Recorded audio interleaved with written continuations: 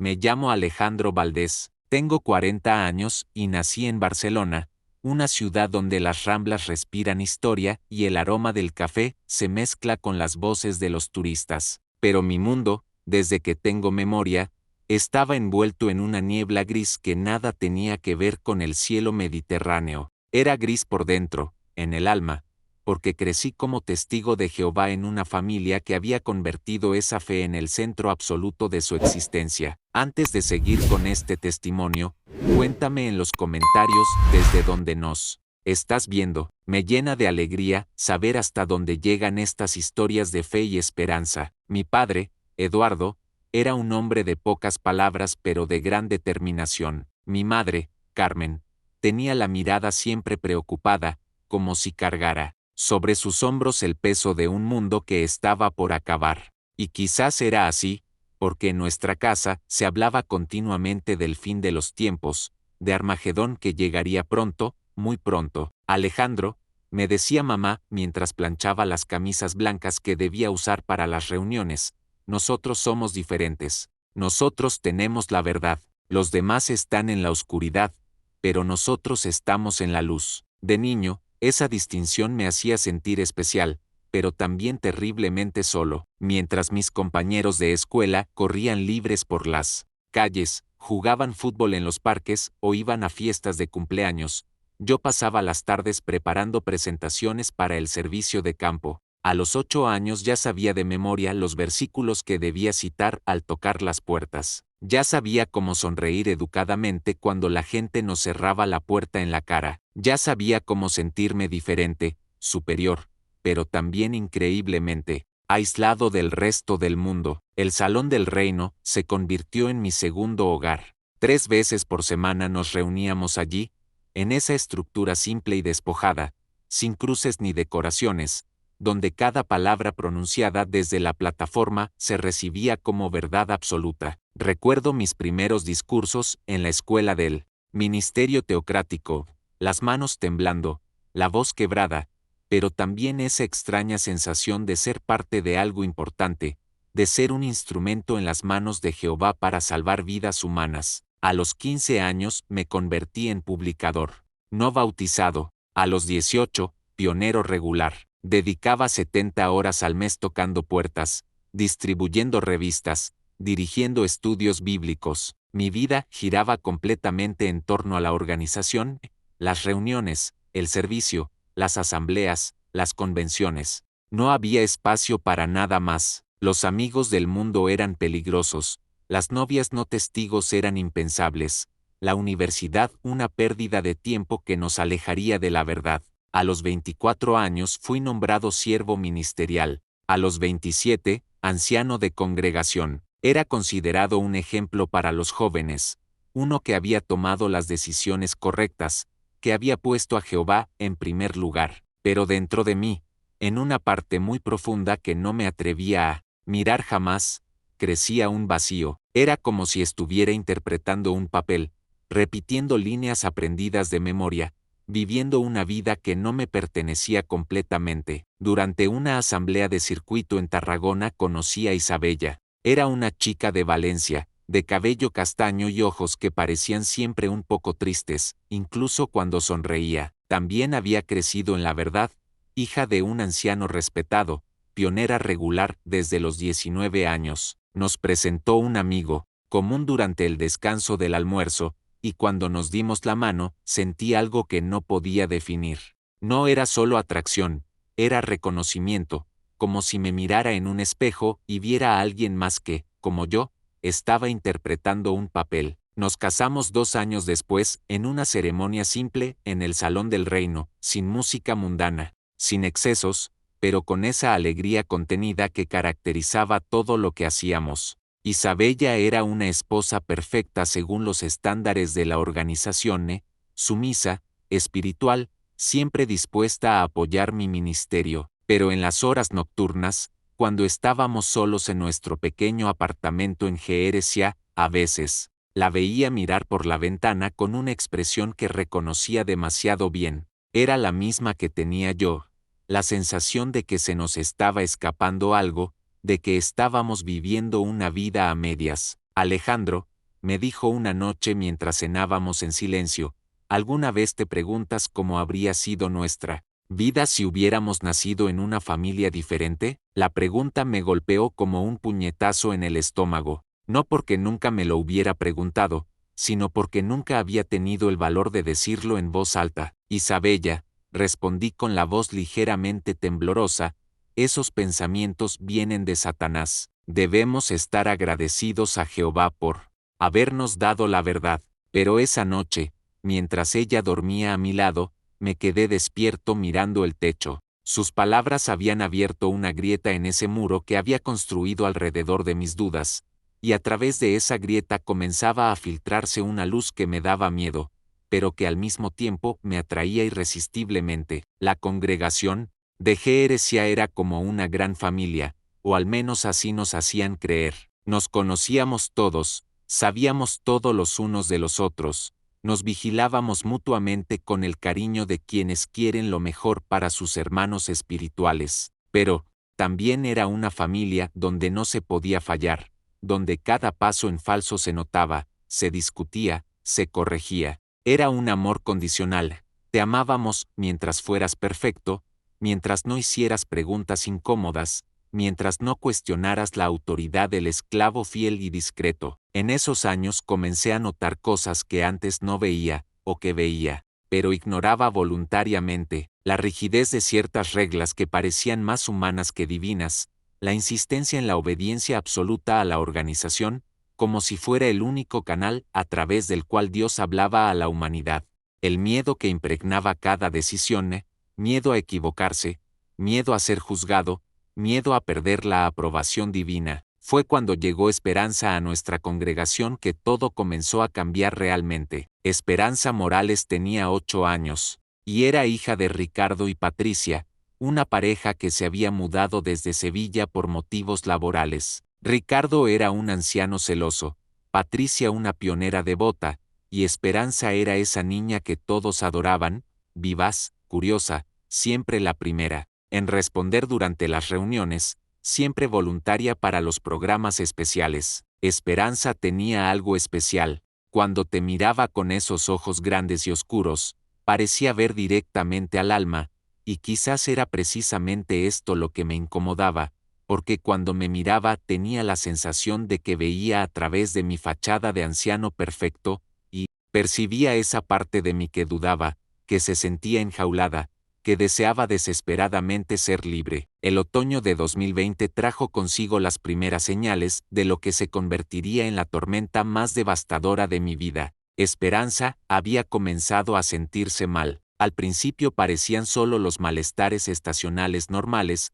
un poco de fiebre, cansancio, falta de apetito. Patricia, su madre, estaba preocupada pero no alarmada. Es solo un poco de gripe, decía, durante los descansos de las reuniones. Pasará pronto, pero no pasó. Al contrario, empeoró. Esperanza se volvió cada vez más pálida, más débil. Sus piernas, que antes corrían incansables por los pasillos del Salón del Reino, comenzaron a flaquear. Sus ojos, que siempre brillaban de curiosidad y alegría, se apagaron lentamente. Durante las reuniones del jueves por la noche la veía sentada junto a sus padres, inmóvil, con la cabecita apoyada en el hombro de mamá, y el corazón se me encogía. Ricardo y Patricia eran el tipo de testigos que todos admirábamos. Él era un orador excelente, un anciano que todos respetaban por su firmeza doctrinal y su dedicación al ministerio. Ella era una de esas mujeres que parecían encarnar el ideal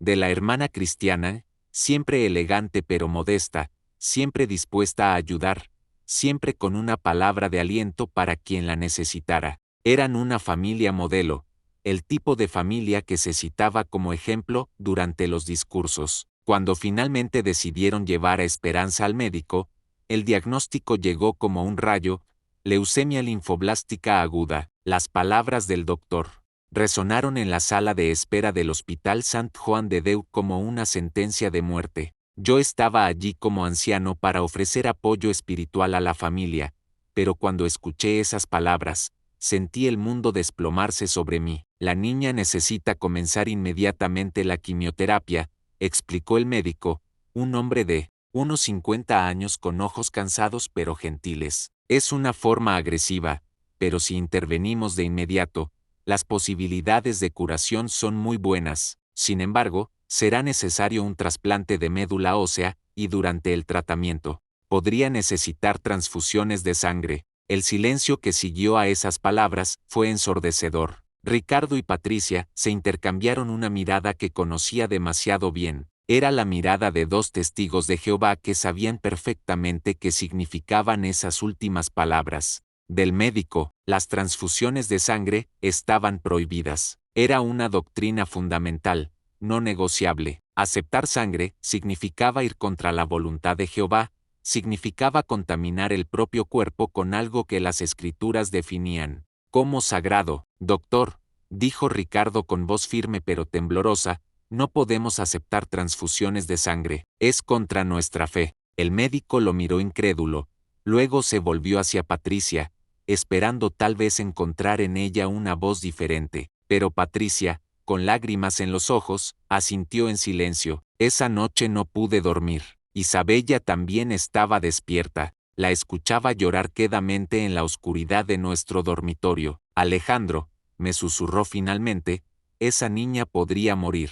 Debemos tener fe, respondí, pero mi voz sonaba vacía incluso a mis oídos. Jehová sabe que es mejor para ella. Los días que siguieron fueron un infierno. Esperanza fue hospitalizada y comenzó la quimioterapia, pero sus condiciones continuaban empeorando. La veíamos a través del cristal de la habitación de aislamiento, un angelito con la cabeza calva conectada a 1000 tubos y máquinas que luchaba con todas sus fuerzas contra un enemigo invisible. Ricardo y Patricia no se movían de su cabecera, oraban continuamente, leían versículos bíblicos, se aferraban a la esperanza de que Jehová haría un milagro. La congregación se movilizó, como siempre hacía en momentos de crisis. Organizamos turnos de oración, recaudamos fondos para ayudar a la familia con los gastos hospitalarios, preparamos comidas para llevar a su casa. Era hermoso ver esa solidaridad, esa fraternidad que nos unía, pero bajo la superficie había algo más oscuro,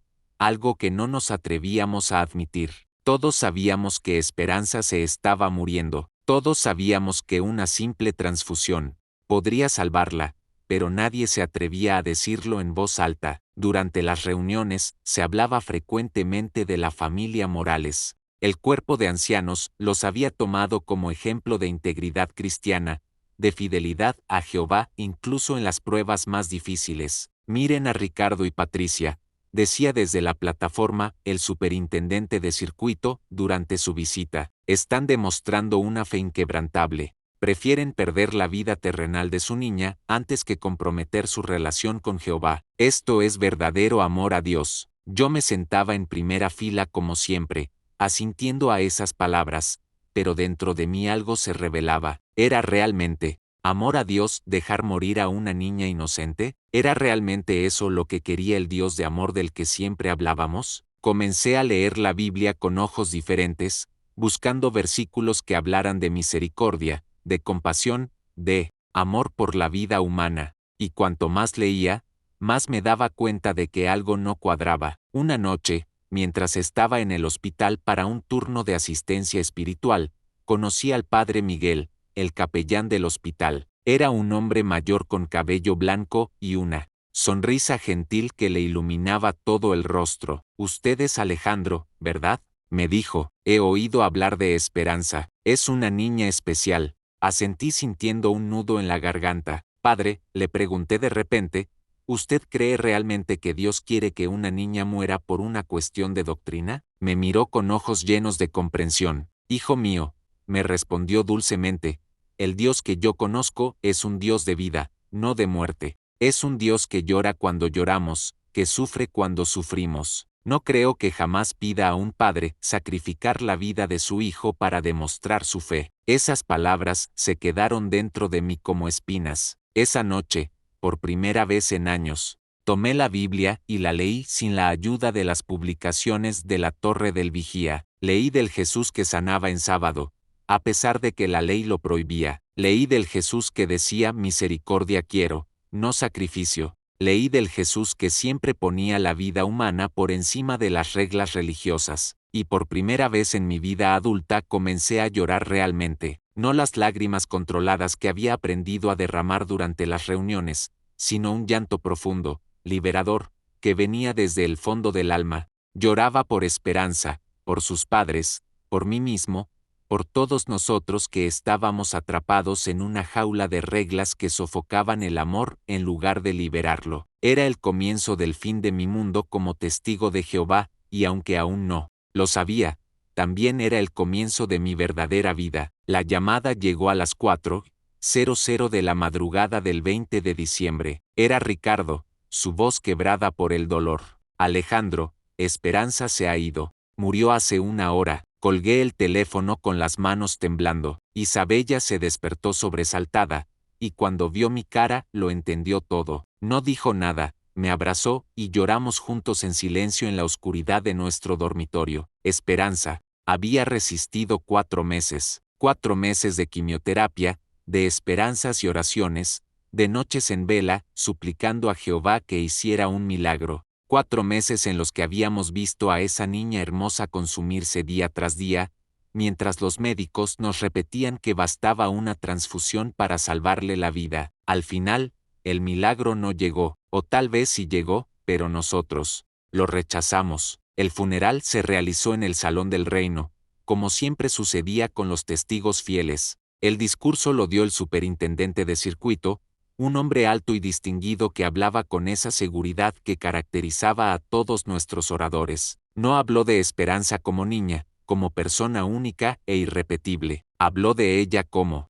símbolo, como ejemplo de integridad cristiana, como testimonio de la fidelidad de su familia a Jehová. La pequeña Esperanza, dijo desde la plataforma con voz solemne, dio su vida por la verdad. Sus padres demostraron un amor por Jehová superior incluso al amor por su propia hija. Este es el amor que Abraham demostró cuando estaba dispuesto a sacrificar a Isaac. Jehová no ha olvidado este sacrificio, y pronto, en el nuevo mundo, Ricardo y Patricia volverán a ver a su niña. Yo estaba sentado en primera fila con los otros ancianos, el rostro impasible, las manos juntas en el regazo, pero dentro de mí todo gritaba. Todo se rebelaba contra esas palabras que transformaban la muerte de una niña inocente en un triunfo espiritual. Miré a Ricardo y Patricia. Él mantenía la mirada fija al frente. Ella se secaba las lágrimas con un pañuelo blanco. Estaban destrozados. Se veía en cada fibra de su cuerpo, pero aceptaban esas palabras de consolación como si fueran bálsamo para sus heridas. Después del funeral, mientras todos felicitaban a Ricardo y Patricia por su fe ejemplar, me fui en silencio. Caminé por las calles de Barcelona, sin rumbo, sintiendo el peso de una culpa que no lograba definir. Había sido cómplice de esa muerte. Podría haber hecho algo diferente. Debería haber hablado, convencer a Ricardo y Patricia de aceptar la transfusión. Isabella me alcanzó en casa horas después. Me encontró sentado en el sofá con la Biblia abierta en el regazo, la mirada vacía. Alejandro, me dijo sentándose a mi lado, ¿qué estamos haciendo? Su voz era tan baja que casi no la escuché. Ya no lo sé, respondí, y esas 4 palabras contenían todo mi desconcierto. Esa noche no pudimos dormir. Hablamos hasta el amanecer, diciéndonos cosas que nunca nos habíamos atrevido a pensar en voz alta. Isabella me confesó que siempre había tenido dudas sobre la doctrina de la sangre. Cuando era pequeña, me dijo, mi primo tuvo un accidente de tráfico. Tenía solo 17 años y se estaba desangrando. Los doctores le dijeron a mi tía que bastaba una transfusión para salvarlo, pero ella se negó. Él murió, y yo nunca pude entender cómo mi tía podía llamar a esa elección amor a Jehová. Comencé a leer la Biblia con ojos nuevos, no más a través del filtro de las publicaciones de la Torre del Vigía, sino directamente, como si la estuviera descubriendo por primera vez, y lo que encontré me conmocionó. El Jesús de los Evangelios era completamente diferente del Jesús que nos presentaban en las reuniones. Era un hombre que siempre ponía la vida humana por encima de las reglas religiosas, que desafiaba a los líderes espirituales de su tiempo, que decía a los fariseos, el sábado fue hecho para el hombre, no el hombre para el sábado. Comencé a hacer investigaciones en línea, algo que estaba fuertemente desaconsejado por la organización. No lean literatura apóstata, nos repetían continuamente. Satanás usa Internet para difundir mentiras sobre la verdad, pero ya no podía resistir. Necesitaba respuestas, entender si lo que sentía tenía fundamento. Lo que descubrí me conmocionó. Encontré testimonios de ex testigos de Jehová que contaban historias similares a la mía. Encontré documentos que demostraban cómo la organización había cambiado de doctrina varias veces a lo largo de los años, sosteniendo haber tenido siempre la razón. Encontré estadísticas sobre suicidios entre testigos desasociados, sobre niños muertos por rechazo de transfusiones, sobre familias destruidas por la política del ostracismo. Una noche, mientras navegaba en un foro de ex testigos, encontré el mensaje de una mujer que me llegó directo al corazón. Perdí a mi hijo de 5 años por la doctrina de la sangre. Han pasado 12 años y cada día me despierto sabiendo que podría haberlo salvado. La organización me dice que tomé la decisión correcta, pero mi corazón de madre grita que me equivoqué en todo. Ahora estoy fuera, y aunque he perdido todo, al menos ya no tengo que mentirme a mí misma. Ese testimonio me hizo colapsar definitivamente. Pasé la noche llorando mientras Isabella me tomaba la mano en silencio. Matamos a Esperanza, le dije entre sollozos. Dejamos morir a una niña inocente por una doctrina humana que vendíamos como voluntad divina. Isabella no me dijo que estaba equivocado, no me consoló con las frases habituales. Me miró a los ojos y dijo, lo sé, ¿y ahora qué hacemos? Comencé a comportarme diferente en las reuniones. Ya no respondía durante el estudio de la atalaya, ya no levantaba la mano para comentarios. Cuando me asignaban partes del programa, las desarrollaba mecánicamente, sin el entusiasmo de antes. Los otros ancianos comenzaron a notarlo. Alejandro parece un poco desanimado últimamente, dijo uno de ellos durante una reunión del cuerpo de ancianos. Tal vez deberíamos hacerle una visita pastoral. La visita llegó una noche de enero. 2 ancianos se presentaron en nuestra casa con la sonrisa afectuosa de quienes quieren ayudar a un hermano en dificultades. Alejandro, dijo, el mayor de los dos, nos hemos dado cuenta de que últimamente pareces un poco distante. ¿Todo bien? Los miré pensando en todos los años pasados juntos, en todas las decisiones tomadas en nombre de Jehová, en todas las veces que habíamos juzgado y condenado a quienes pensaban diferente. Hermanos, dije finalmente, necesito hacer una pregunta. ¿Ustedes creen realmente que Jehová quería la muerte de Esperanza? El silencio que siguió fue ensordecedor.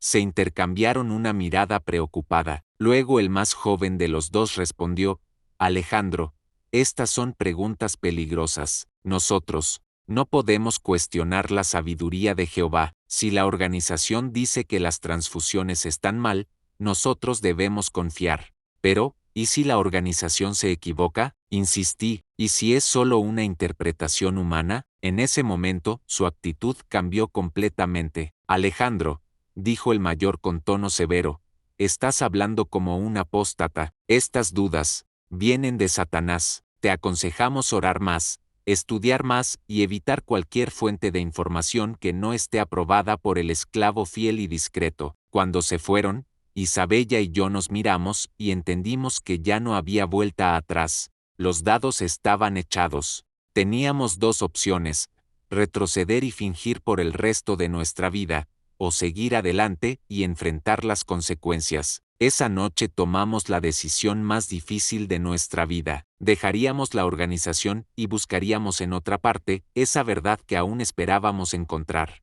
Dejar todo lo que has conocido durante 40 años no es como cambiar de trabajo o mudarse de casa. Es como morir y renacer al mismo tiempo. Es perder tu identidad, tus referencias, tu familia espiritual y biológica. Es quedar suspendido en el vacío, sin saber si lograrás aterrizar de pie del otro lado. Los primeros meses después de dejar de asistir a las reuniones fueron los más difíciles de mi vida. El teléfono sonaba cada vez menos. Las visitas de los amigos se espaciaron, hasta desaparecer completamente. Mi madre me llamó llorando, Alejandro, ¿qué te ha pasado? ¿En qué nos equivocamos tu padre y yo? Cuando le expliqué los motivos de mi decisión, se quedó en silencio por largos minutos. Luego dijo, no puedo hablar más contigo hasta que vuelvas a Jehová. Lo siento, hijo mío, pero esta es la voluntad de Dios. Mi padre fue aún más directo.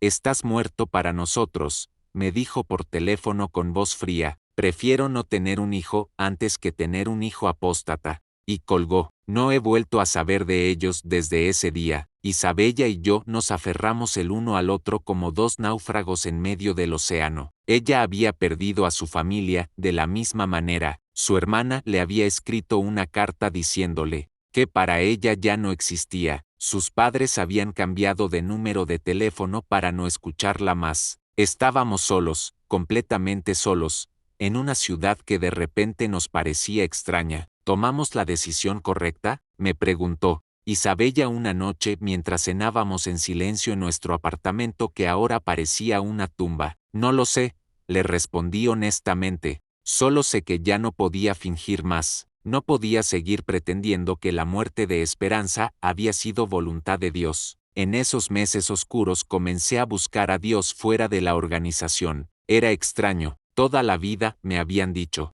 que fuera de la torre del vigía solo estaban Satanás y sus mentiras, pero ahora que estaba fuera, sentía una paz que nunca había experimentado antes. Era como si por primera vez en mi vida pudiera respirar libremente. Comencé a leer la Biblia, sin la ayuda de ninguna publicación. Era increíble, sin las lentes interpretativas de la organización.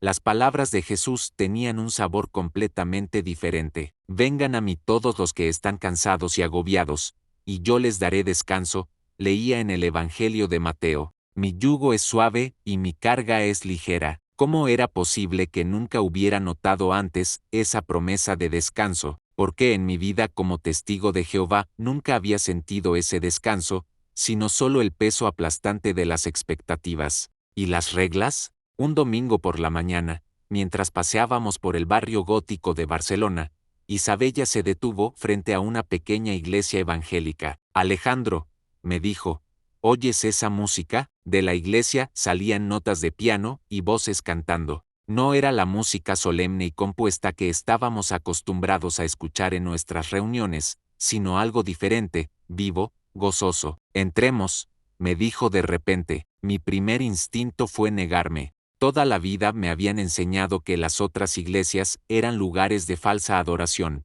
antros de Satanás disfrazados de lugares de culto. Pero algo dentro de mí, esa misma voz que me había llevado a cuestionarlo todo, me dijo que probara. Entramos tímidamente y nos sentamos en la última fila. La iglesia era pequeña y acogedora. No había cruces vistosas ni estatuas elaboradas, solo gente sencilla que cantaba con el corazón. El pastor era un hombre de unos 55 años con una sonrisa cálida y ojos gentiles. Cuando comenzó a predicar, me impactó inmediatamente su manera de hablar. No usaba un tono autoritario, no citaba publicaciones ni interpretaciones complicadas. Simplemente leía la Biblia y la explicaba con palabras sencillas y llenas de amor. Hoy quiero hablarles de la gracia, dijo abriendo su Biblia. Efesios 12, 8-9 dice, porque por gracia ustedes han sido salvados mediante la fe. Esto no procede de ustedes, sino que es el regalo de Dios,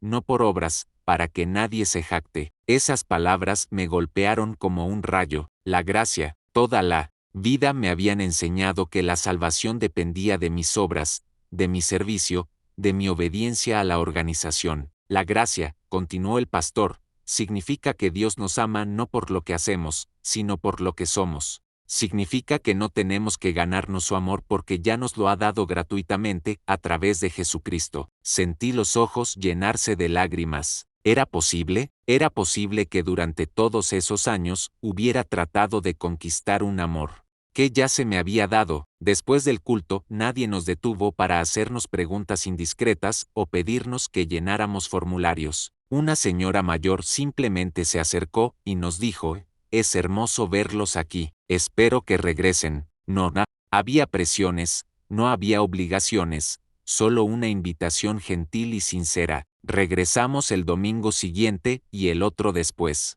Lentamente comenzamos a conocer esa pequeña comunidad de creyentes. Había personas de todas las edades y clases sociales, obreros y profesores, amas de casa y empresarios, todos unidos por la misma fe sencilla en Jesucristo. Nadie nos preguntó de dónde veníamos o por qué estábamos allí. Simplemente nos acogieron como hermanos. Fue allí donde conocí a Carlos, un hombre de 65 años que había sido católico la mayor parte de su vida antes de convertirse al protestantismo. Alejandro, me dijo un día después del culto, veo en tus ojos la misma confusión que tenía yo cuando dejé mi antigua iglesia. Es normal sentirse perdido cuando descubres que aquello en lo que creías no era completamente cierto, pero verás que Jesús te mostrará el camino. Carlos se convirtió en una especie de mentor espiritual para mí. Me prestó libros que hablaban de la gracia, de la libertad cristiana, del amor de Dios. Eran libros que la organización habría definido como literatura apóstata,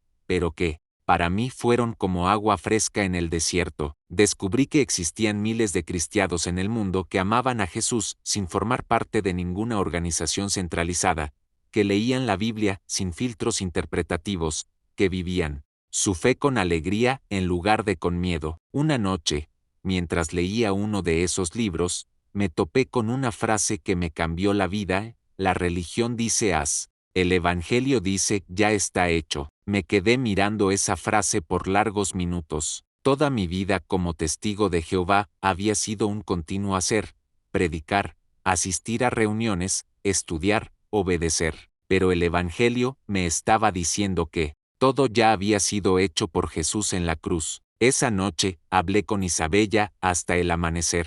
¿Crees que estamos locos?, le pregunté. ¿Crees que estamos creyendo en una mentira? Ella me tomó la mano y dijo: Alejandro, por primera vez en mi vida siento que Dios realmente me ama, no por lo que hago, sino por lo que soy. Si esto es locura, entonces quiero seguir loca para siempre. Fue entonces que decidimos dar el paso más importante de nuestra nueva vida. Queríamos ser bautizados, no el bautismo de los testigos de Jehová, que era más un juramento de lealtad a la organización, sino un bautismo que representara nuestra fe personal en Jesucristo. El pastor nos explicó que en el cristianismo evangélico, el bautismo no era una obligación o un requisito para la salvación, sino simplemente un símbolo exterior de una realidad interior.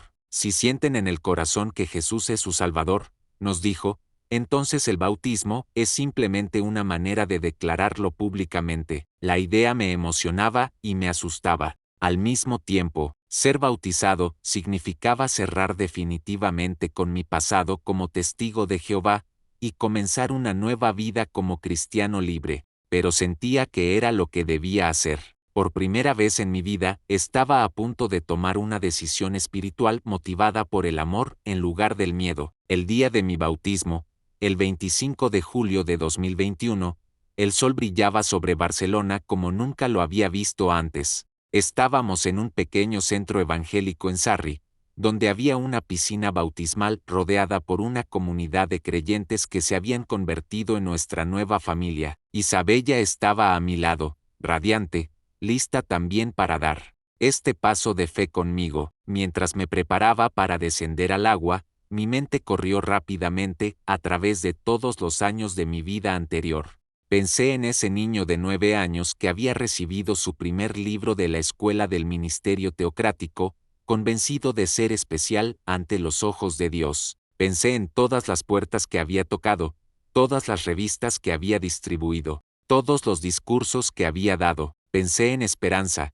en su muerte inútil, en el dolor que había desencadenado mi búsqueda de la verdad. El pastor Diego, un hombre dulce y sabio que se había convertido en nuestro guía espiritual, me miró a los ojos y dijo: Alejandro, ¿estás listo para declarar públicamente tu fe en Jesucristo como tu Salvador personal? Sí, respondí con voz firme, estoy listo. Cuando descendí al agua, sentí algo indescriptible. No era magia, no era un espectáculo emocional, era simplemente la conciencia profunda de que estaba muriendo a mi vida anterior y renaciendo a una nueva. Cuando el pastor me sumergió completamente en el agua y luego me hizo emerger, Sentí como si todos los pesos del pasado hubieran quedado allí, en el fondo de esa piscina. Alejandro, dijo el pastor con voz conmovida, eres una nueva criatura en Cristo. Las cosas viejas pasaron, he aquí todas son hechas nuevas. Esas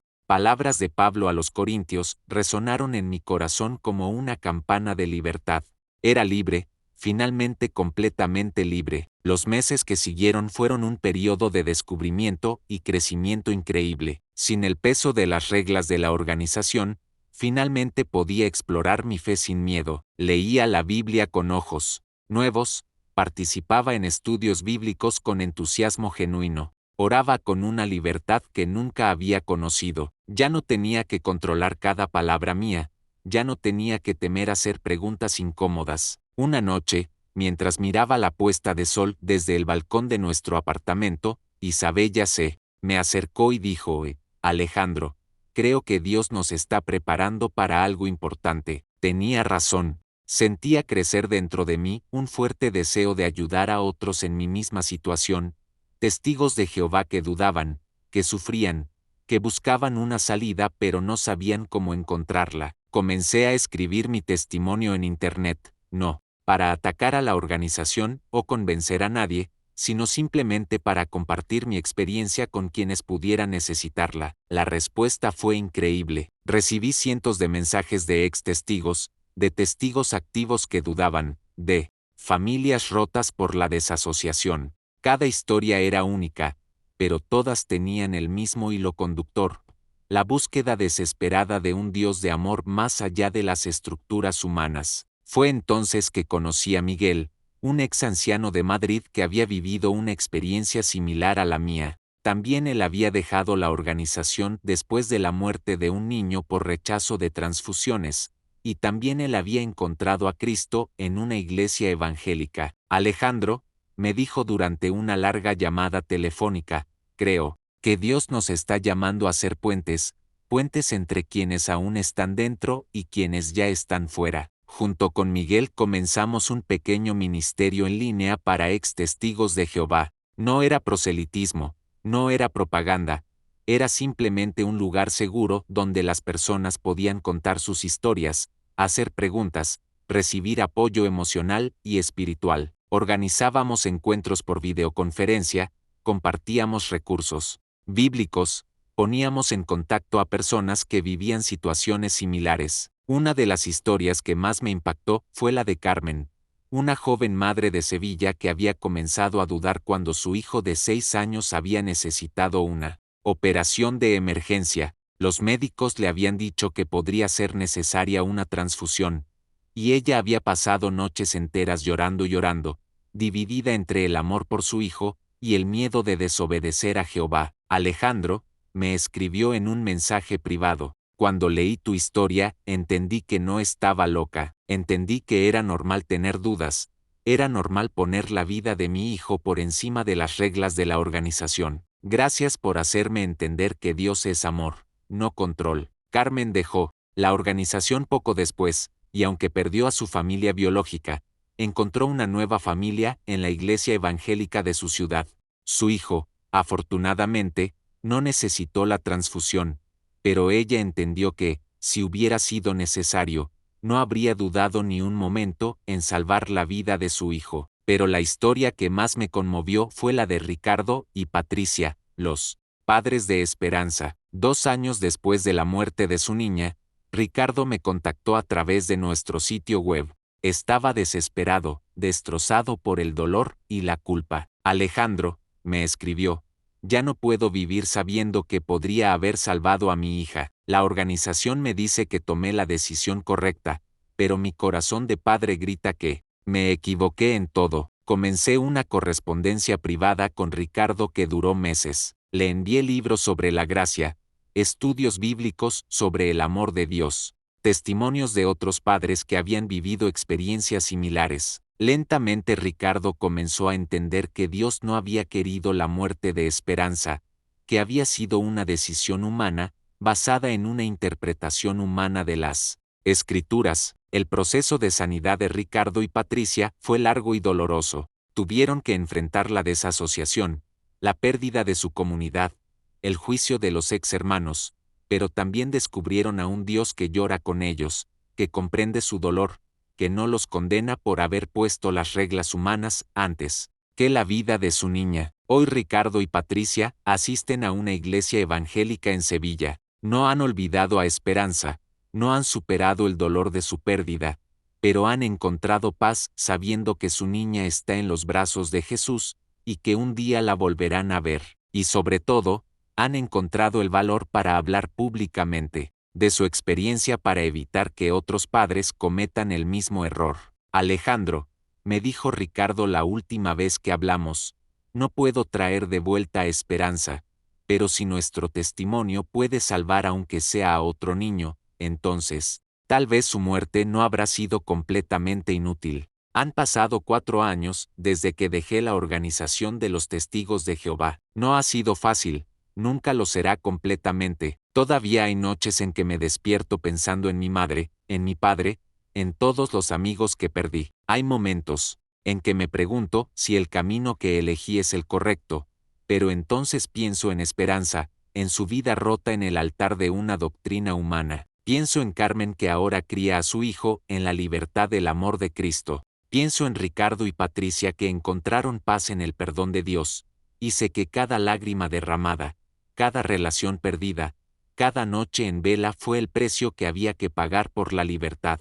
Hoy vivo mi fe con alegría, no con miedo. Leo la Biblia con libertad, no con la ansiedad de encontrar confirmaciones a doctrinas prefabricadas. Oro con confianza, sabiendo que Dios me ama no por lo que hago, sino por lo que soy. Y cada día agradezco a Jesús por haberme mostrado que la verdad no es una organización, no es una estructura humana, sino una persona que murió en la cruz por todos nosotros, que nos amó cuando aún éramos pecadores, que nos ofrece la salvación no como recompensa por nuestras obras, sino como regalo gratuito de su gracia. Si estás leyendo esta historia y reconoces en ella la tuya, si estás dudando, si estás sufriendo, si estás buscando una salida, quiero decirte una cosa, no estás solo. Jesús está ahí, justo a tu lado, esperándote con los brazos abiertos. No importa cuántos errores hayas cometido, no importa cuán indigno te sientas. Su amor es más grande que cualquier miedo tuyo. Su gracia es más fuerte que cualquier culpa tuya. Vengan a mí todos los que están cansados y agobiados, y yo les daré descanso. Esta es su promesa, y yo puedo testificar que es verdadera. Una de las cosas más difíciles de aceptar después de dejar la organización fue el hecho de que había perdido 40 años de mi vida siguiendo algo que no era completamente verdadero. Durante las primeras semanas de libertad, esa sensación de tiempo perdido me consumía. Me despertaba en las madrugadas con una angustia terrible, pensando en todas las oportunidades que había perdido, en todas las amistades que no cultivé, en todas las experiencias que rechacé por obedecer reglas humanas. Isabella y yo hablábamos durante horas sobre esta herida particular. ¿Cómo pudimos ser tan ciegos?, me preguntaba ella una noche mientras caminábamos por la playa de la Barceloneta. ¿Cómo es posible que dedicáramos toda nuestra juventud a algo que estaba equivocado? Fue durante una sesión de consejería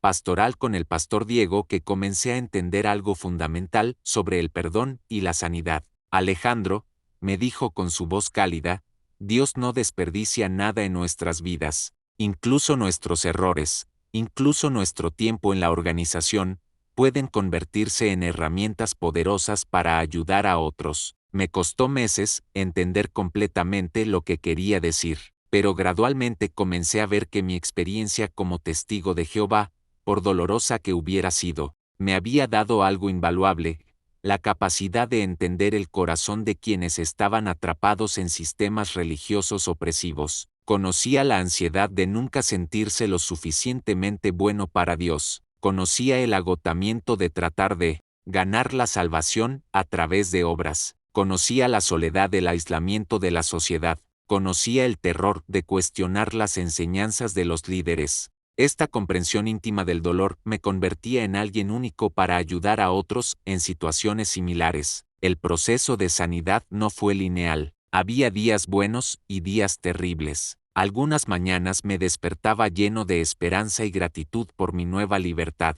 Otras veces, especialmente durante las fechas que antes eran especiales en la organización, como las memoriales o las asambleas, me sentía abrumado por una mezcla de nostalgia y dolor. Una tarde de abril, mientras organizaba algunos documentos viejos, encontré mi certificado de bautismo de los Testigos de Jehová. Lo miré por largos minutos, recordando a ese joven de 18 años que había hecho esa declaración con tanta sinceridad. En lugar de rabia o amargura, sentí una profunda compasión por esa versión más joven de mí mismo. Había hecho lo mejor que podía con la información que tenía en ese momento. Isabella me encontró sentado en el escritorio, sosteniendo el certificado. ¿Qué vas a hacer con eso?, me preguntó suavemente. No lo sé, le respondí. Parte de mí quiere quemarlo, pero otra parte siente que es parte de mi historia. No puedo pretender que no existió.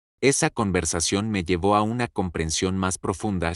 Mi identidad no se definiría por mi pasado como testigo de Jehová, pero tampoco podía negar que ese pasado era parte integral de quien era ahora. La clave estaba en integrar esa experiencia de manera saludable en mi nueva vida. Hoy, 5 años después de dejar la organización, puedo decir con certeza que el dolor valió la pena, no porque el dolor sea bueno en sí mismo, sino porque me llevó a una libertad que nunca había imaginado posible. Mi matrimonio con Isabella se fortaleció de maneras que no esperaba. Sin la presión de mantener apariencias perfectas ante la congregación, pudimos ser auténticos el uno con el otro. Nuestras conversaciones se volvieron más profundas, nuestros silencios más cómodos, nuestra intimidad más genuina. Descubrimos que cuando el amor no está condicionado por el desempeño religioso, se vuelve más puro y más fuerte. Nuestra pequeña iglesia evangélica se convirtió en el hogar espiritual que siempre habíamos buscado sin saberlo. No era perfecta,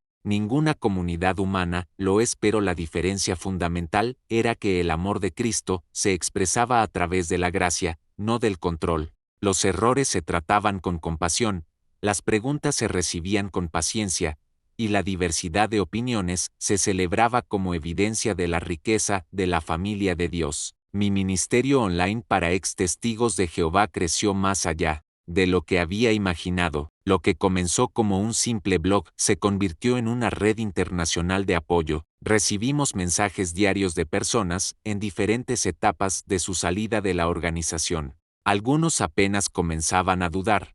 Otros ya habían tomado la decisión de irse pero necesitaban apoyo emocional, y muchos habían salido pero luchaban con la reconstrucción de sus vidas. La historia que más me impactó en estos años fue la de una familia completa, padres e hijos adultos que salieron juntos después de leer nuestros testimonios. El padre, un anciano de 30 años de experiencia, me escribió: Alejandro, tu historia sobre esperanza me hizo realizar que yo también había estado dispuesto a sacrificar la vida de mis propios hijos por doctrinas humanas. Gracias por ayudarme a ver que el verdadero Dios nunca nos pediría tal cosa. Esta familia ahora sirve en su iglesia local, y sus hijos adultos han podido formar relaciones saludables y buscar educación superior sin la carga de culpa que nosotros llevamos durante décadas. Roberto y Patricia, los padres de Esperanza, se convirtieron en colaboradores cercanos en nuestro ministerio. Su testimonio se volvió particularmente poderoso porque hablaban desde la experiencia directa de haber perdido un hijo por las doctrinas de la organización.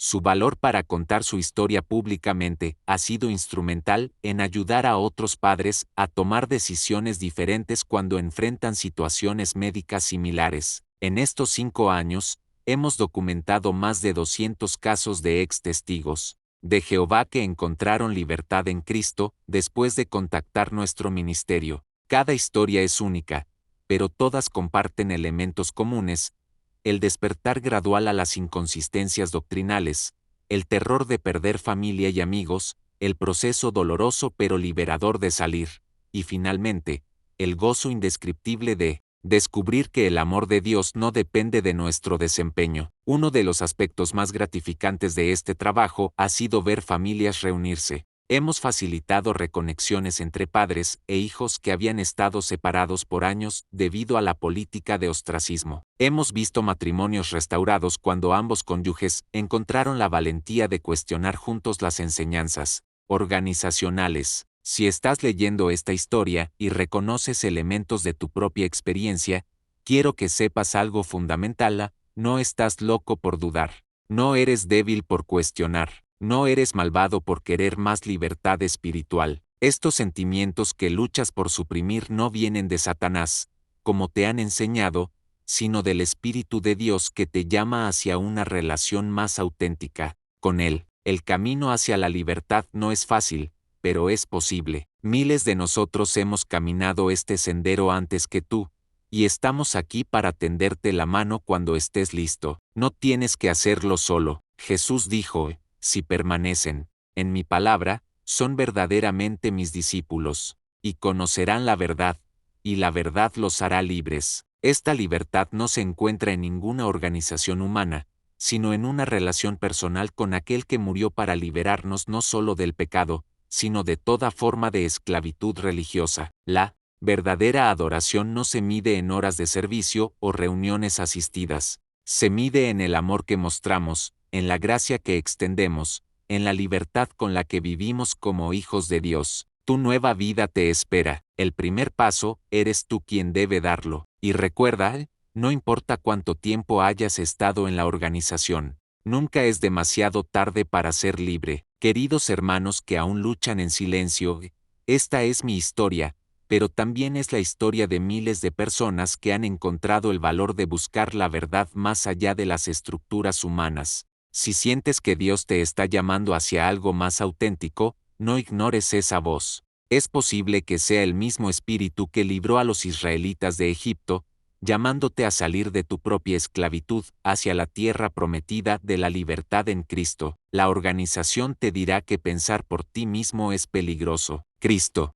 te dice que la verdad te hará libre. La elección es tuya. Que Dios bendiga tu búsqueda de la verdad, sin importar a dónde te lleve. Con amor en Cristo, Alejandro Valdés.